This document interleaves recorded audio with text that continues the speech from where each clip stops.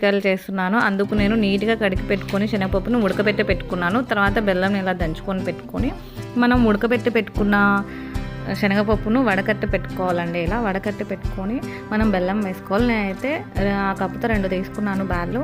So అందుకు 2 కప్పుల బెల్లం వేసాను. ఇంకా ఎక్కువ కూడా వేసుకోవచ్చు, 1.5 వేసుకోవచ్చు. తర్వాత మనం చపాతీ చేసుకోవడానికి పిండి అయితే కలిపి పెట్టుకుందామండి.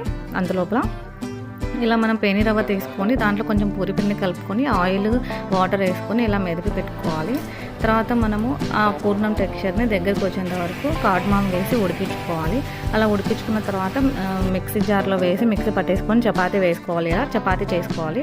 చపాతీ చేసుకొని మనం చపాతీ చేతిలో పెట్టుకొని చపాతీని పూర్ణంని చపాతీ మధ్యలో పెట్టి అలా కార్నర్స్ అతికించాలండి. ఇలా అన్నీ చేసి పెట్టుకున్నాను నేను. తర్వాత ఆయిల్ అయితే వేడెక్కిందండి.